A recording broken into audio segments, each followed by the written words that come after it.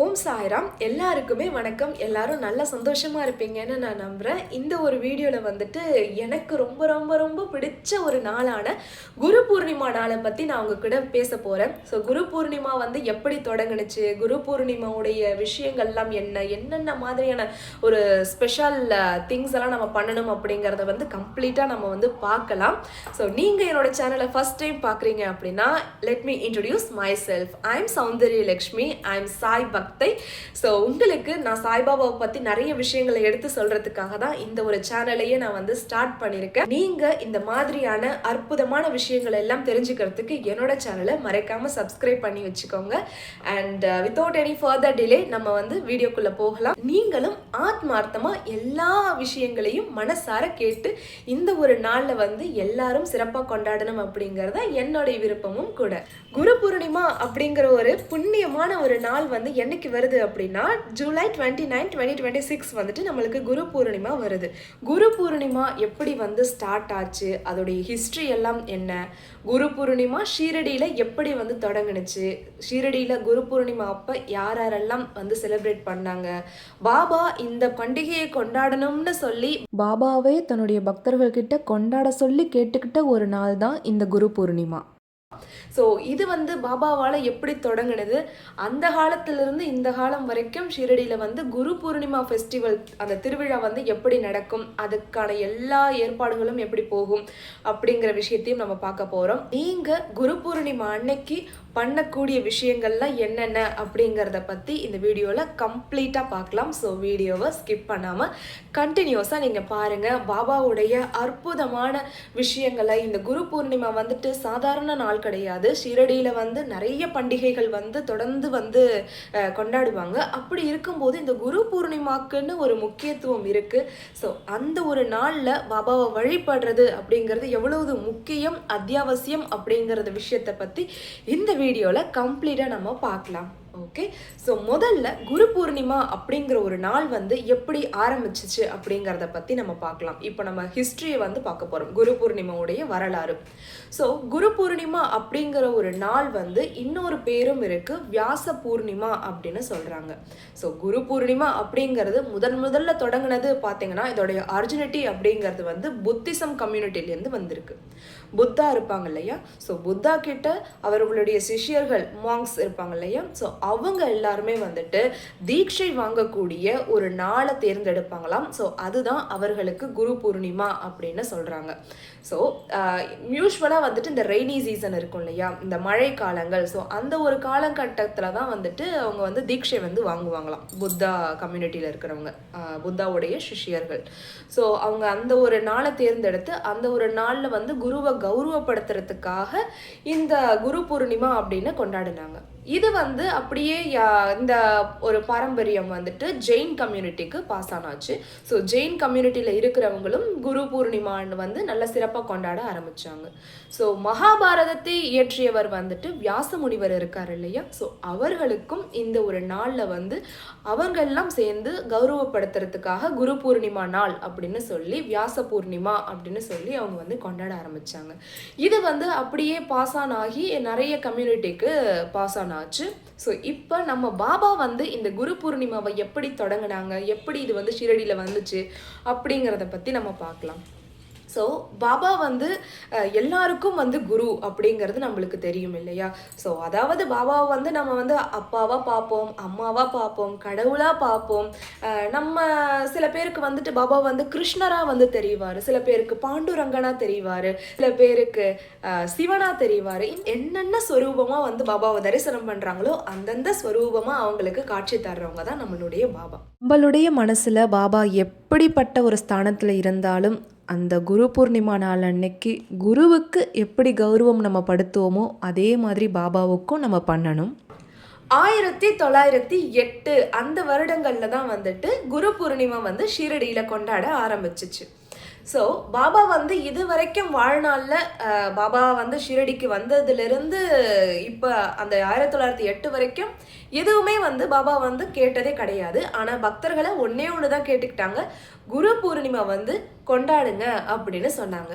பாபாவை குருவா நினைச்ச நிறைய பாபாவுடைய பக்தர்கள் இருப்பாங்க இல்லையா, ஸோ அவர்கள் எல்லாரும் வந்து ஒன்று திரண்டு பாபாவை வந்து அந்த ஒரு நாள்ல வந்து கௌரவப்படுத்துனாங்க.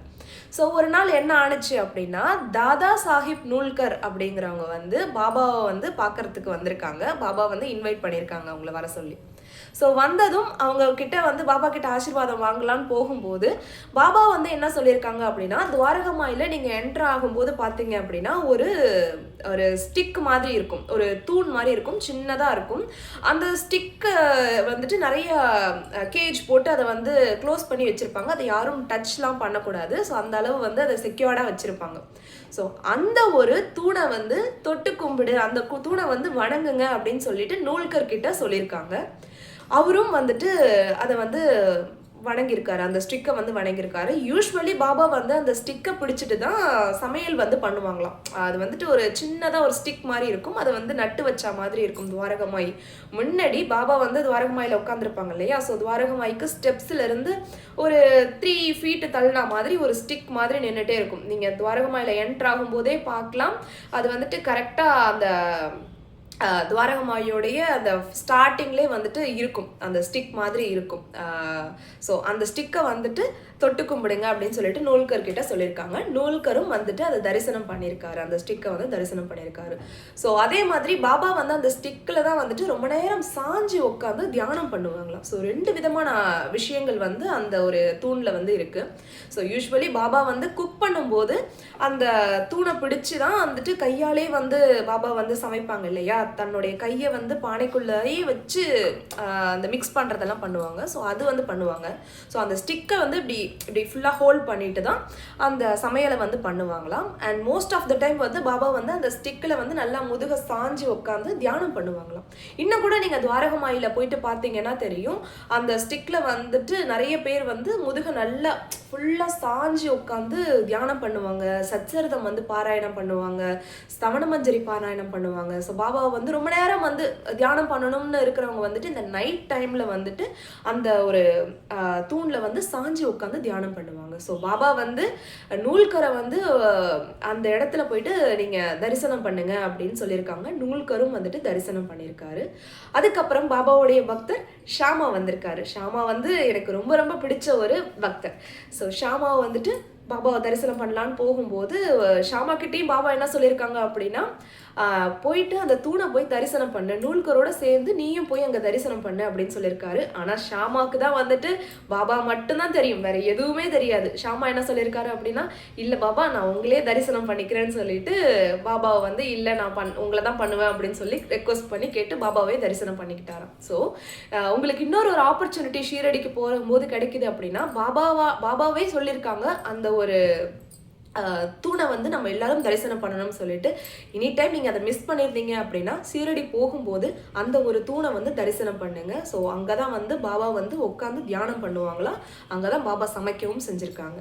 ஸோ இந்த ஒரு விஷயம் வந்து குரு பூர்ணிமா அன்னைக்கு நடந்திருக்கு. ஸோ குரு பூர்ணிமா அப்படின்னும் போது குருவை வந்து நம்ம எப்படி செலிப்ரேட் பண்ணணும் அப்படிங்கிறது சீரடி மக்களுக்கு தெரியாது இல்லையா. ஸோ இதுக்கு மிக முக்கியமாக வந்து ஹெல்ப் பண்ணது யார் அப்படின்னா அன்னை ராதாகிருஷ்ணமாயி அம்மா. அவங்க தான் மக்களுக்கு எப்படி செலிப்ரேட் பண்ணணும், எப்படி குருவை பெருமைப்படுத்தணும் அப்படிங்கிறதெல்லாம் அவங்களுக்கு தெரியாது இல்லையா. ஸோ ராதாகிருஷ்ணமாயி அம்மா தான் அவர்களுக்கும் ஹெல்ப் பண்ணியிருக்காங்க. எப்படி அப்படின்னா பூஜைக்கு தேவையான எல்லா சாமான்களையும் அவங்க தான் ஏற்பாடு பண்ணியிருக்காங்க. குருவை வந்து மரியாதைப்படுத்துகிற வகையில் குருவுக்கு வந்து வஸ்திரம் வந்து சாத்துவாங்க. அந்த வஸ்திரம் அதாவது வேஷ்டி வந்து பாபாவுக்கு ரெடி பண்ணியிருக்காங்க.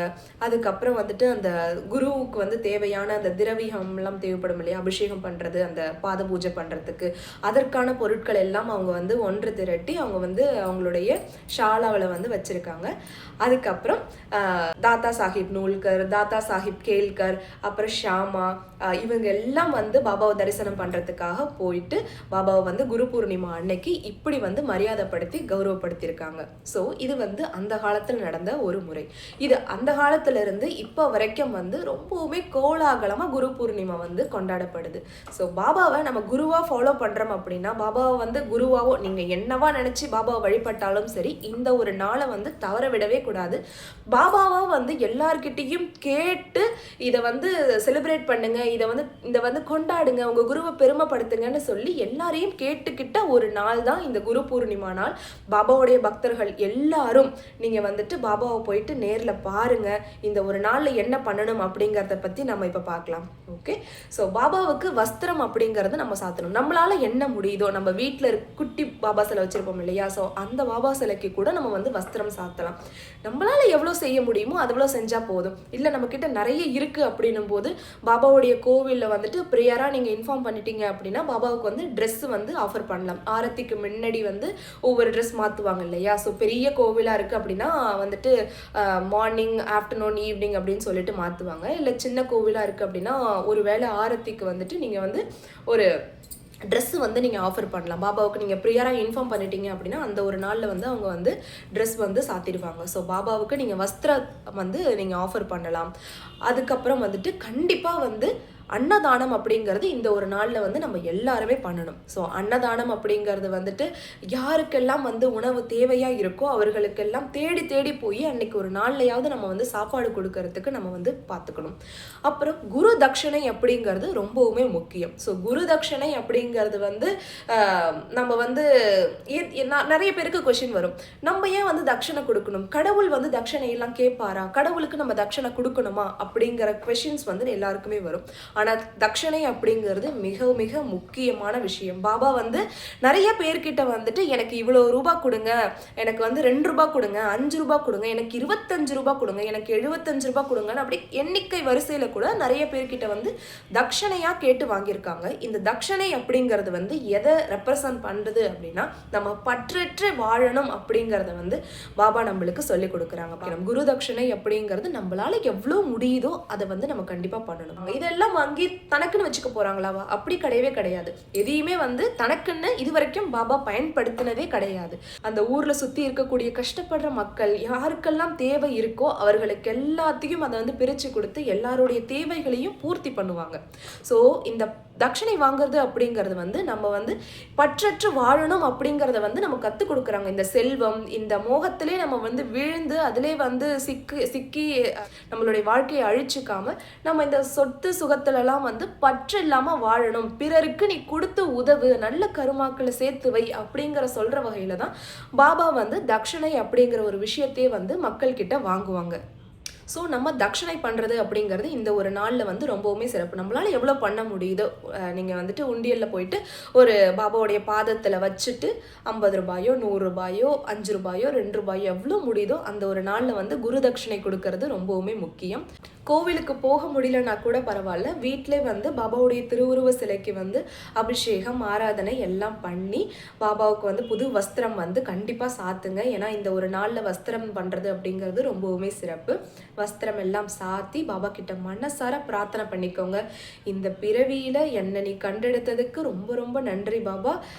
இது மேலும் என்னுடைய வாழ்க்கையில் எனக்கு வழிகாட்டியாக இருந்து அடுத்தடுத்து என்னுடைய வாழ்க்கையில் நான் எங்கே போகணும், என்ன பண்ணணும் எல்லாத்தையும் வந்து நீங்களே வழிகாட்டியாக முன்னிருந்து எனக்கு வந்து நடத்தி கொடுங்க பாபா அப்படின்னு சொல்லிட்டு மனசார வந்து பாபா கிட்ட எல்லாத்தையும் வந்து உங்களை சரண்டர் பண்ணிட்டு பாபா கிட்ட வந்து பிரார்த்தனை பண்ணிக்கோங்க.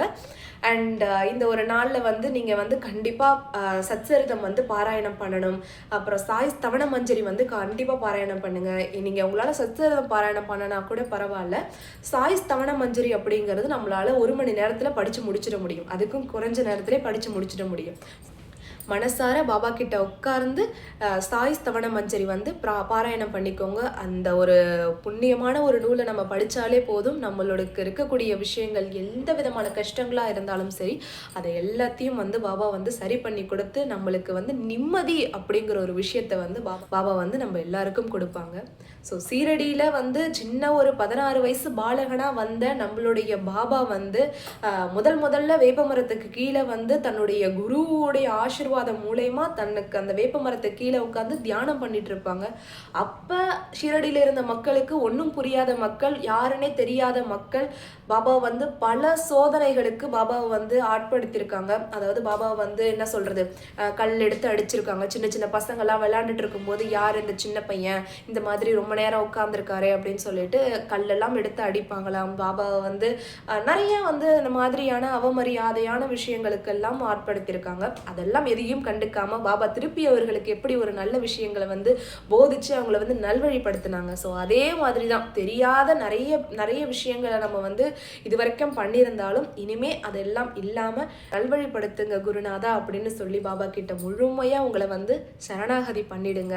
பாபா வந்து எப்படி தன்னுடைய குருவுக்கு வந்து விசுவாசியாக இருந்து அந்த கஷ்டத்தெல்லாம் பொறுத்துக்கிட்டு பாபா அந்த ஷீரடி மக்களுக்கு எப்படி நல்லது பண்ணினாங்களோ, பாபாவை ஃபாலோ பண்ணுற நம்மளுக்கு எந்த விதமான கஷ்டங்கள் இருந்தாலும் எல்லாத்தையும் ஒதுக்கி வச்சுட்டு நீங்கள் தான் பாபா அப்படின்னு சொல்லி ஃபுல்லாக உங்களை சரணாகதி பண்ணிடுங்க.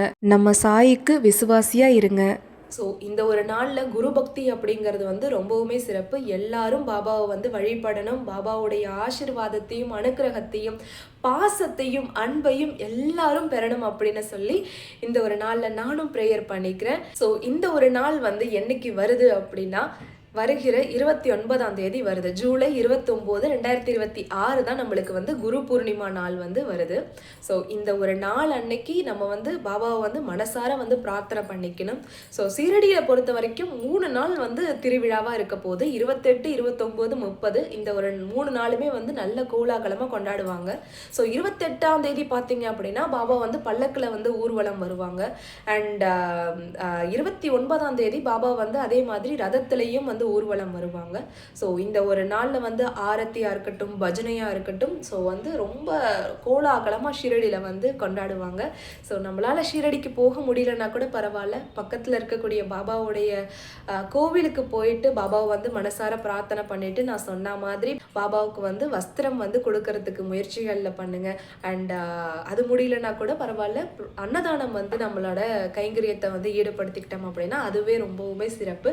ஸோ இந்த ஒரு நாளில் என்னுடைய ரெக்வஸ்ட் என்ன அப்படின்னா எல்லாருமே போயிட்டு பாபாவை போய் நேரில் பார்த்து நன்றி சொல்லி பாபாவை வந்து மனசார வந்து பிரார்த்தனை பண்ணிக்கணும் அப்படிங்கிறத என்னுடைய ரெக்வஸ்ட்டும் கூட. ஸோ எல்லாரும் போய் பாபாவை நேரில் பாருங்கள், பாபாவை போயிட்டு நல்ல மனசார பிரார்த்தனை பண்ணிக்கோங்க. பாபாவுக்கு எல்லாருமே நன்றி சொல்லுங்கள் ஃபஸ்ட்டு. ஸோ என்ன நடந்தாலும் சரி நம்மளுடைய நல்லதுக்கு தான் வந்து பாபா நம்மளுடைய லைஃப்பில் வந்து பண்ணி கொடுக்குறாங்க. ஸோ எல்லாரும் போயிட்டு பாபாவுக்கு வந்து நன்றி கடன் பட்டுட்டு பாபாவுக்கு வந்து நம்மளால் முடிஞ்ச ஒரு நம்மளுக்கு என்ன வந்து பண்ண முடியுதோ, என்ன உங்களுக்கு பிடிச்சிருக்கோ, என்ன உங்களால் பண்ண முடியுதோ, ஸோ இந்த ஒரு நாள் அன்னைக்கு குரு பூர்ணிமாவுக்கு இதுதான் ப்ரொசீஜர் அப்படின்னு நம்ம சொல்லியாச்சு. ஸோ உங்களால் வந்து என்ன பண்ண முடியுமோ அந்த ஒரு நாளில் போயிட்டு பாபாவை கௌரவப்படுத்துங்க. எல்லாரும் போய் பாபாவை போய் பாருங்கள், போயிட்டு பாபாவை போயிட்டு நல்லா கௌரவப்படுத்தி இந்த ஒரு நாளில் பாபாவுடைய ஆசீர்வாதம் எல்லாருக்கும் கிடைக்கணும், எல்லாரும் அதை போய் வாங்கணும் அப்படிங்கிறது என்னுடைய ஆசையும் கூட. ஸோ இன்னொரு வீடியோவில் நம்ம வந்து தொடர்ந்து பார்க்கலாம். பாபாவை பற்றி நிறைய இன்னும் அற்புதமான நிகழ்ச்சிகள்லாம் தெரிஞ்சுக்கிறதுக்கு என்னோட சேனலை மறக்காமல் சப்ஸ்கிரைப் பண்ணி வச்சுக்கோங்க. நிறைய விஷயங்களை நம்ம பேசலாம், நிறைய விஷயங்களை நம்ம தெரிஞ்சுக்கலாம். சீக்கிரமாக இன்னொரு வீடியோவில் நம்ம வந்து சந்திக்கலாம். Okay, thank you so much. Om Sairam.